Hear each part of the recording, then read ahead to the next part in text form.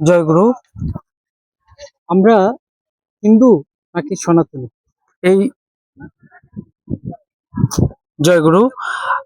আমরা হিন্দু নাকি সনাতনী এই বিষয়টা নিয়ে অনেক সময় বিভ্রান্তি তৈরি হয়। আসলে সনাতনীর কি সনাতনী নাকি হিন্দু নামে পরিচিত লাভ করবে, এটা নিয়ে।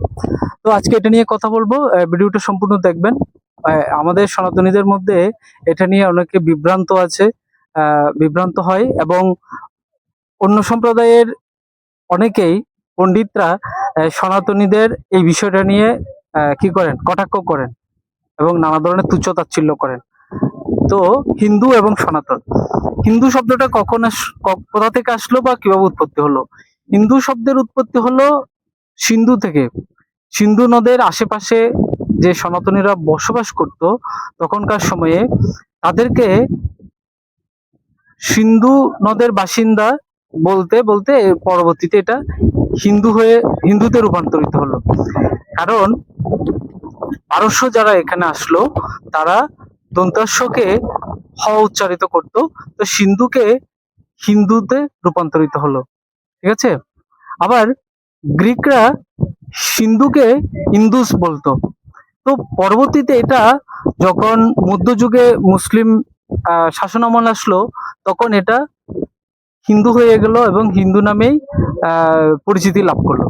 ঠিক আছে। এই হচ্ছে হিন্দুর উৎপত্তি। কিন্তু এটা হচ্ছে মধ্যযুগে, বিশেষ করে মধ্যযুগে এটা সৃষ্টি হলো। আর সনাতন মানে হচ্ছে যা শাশ্বত, চিরন্তন, যা পূর্বেও ছিল, বর্তমানেও আছে, ভবিষ্যতেও থাকবে, এটা হচ্ছে সনাতন। তো সনাতন আর হিন্দু কিন্তু দুটা আলাদা শব্দ, আলাদা বিষয়। আর সনাতন যে রীতিনীতি, সেটা বহু পুরনো, এবং সেটা শ্রুতি বলে বেদের বিধান, সেই বেদের বিধানরা সনাতনেরা মেনে চলে। সেই সনাতনী হচ্ছে একটা সর্বজনীন জীবন বিধান। যখন সনাতন ছিল তখন কিন্তু অন্যান্য সম্প্রদায় তেমন একটা ছিল না। ঠিক আছে।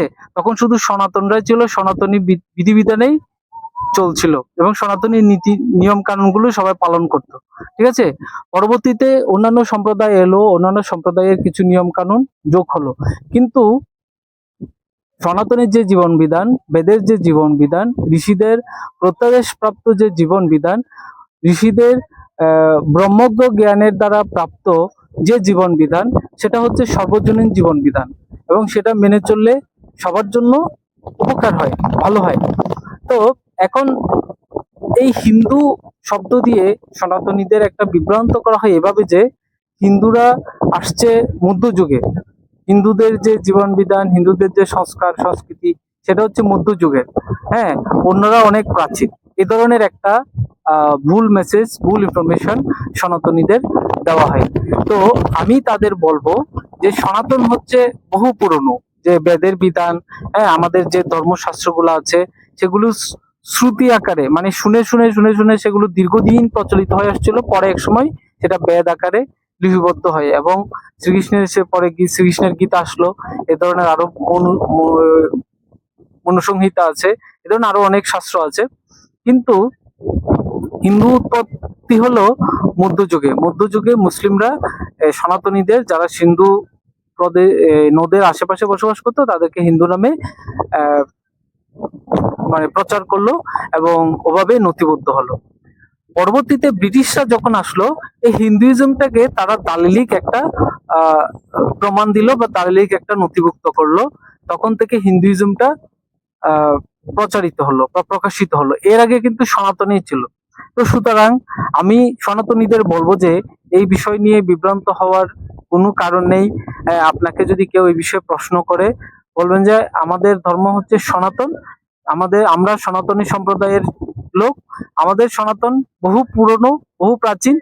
হ্যাঁ, মধ্যযুগে হিন্দুটা উৎপত্তি হলো, বা হিন্দু নামটা যুক্ত হলো। সুতরাং এ নিয়ে কেউ যদি আপনাকে প্রশ্ন করে, কটাক্ষ করে, চিন্তার কোনো কারণ নেই। চিন্তা করবেন না, এভাবে উত্তরটা দেবেন। সুতরাং আমাদের যে নিয়ম, আমাদের যে বিধান, আমাদের যে জীবন বিধান, আমাদের যে সংস্কৃতি, সেটা বহু পুরনো এবং অনেক হাজার হাজার বছর আগের। আমরা বংশ পরম্পরায় সেই সংস্কৃতি লালন করে আসছি, সেই জীবন বিধান পালন করে আসছি। সুতরাং কেউ যদি আমাদের বিভ্রান্ত করতে চায়, আমাদেরকে হেয় করতে চায়, কটাক্ষ করতে চায়, তাদেরকে বলে দিবেন, হ্যাঁ, আপনারটা কবে আসছে আর আমাদের জীবন বিধান কবে, এই জিনিসটা এভাবে একটু বুঝিয়ে দিবেন, তাহলে সবাই নিশ্চয়ই বুঝতে পারবে। ঠিক আছে? তো এ নিয়ে কেউ বিভ্রান্ত হবেন না। আজকের এই ভিডিওটা কেমন লাগলো জানাবেন।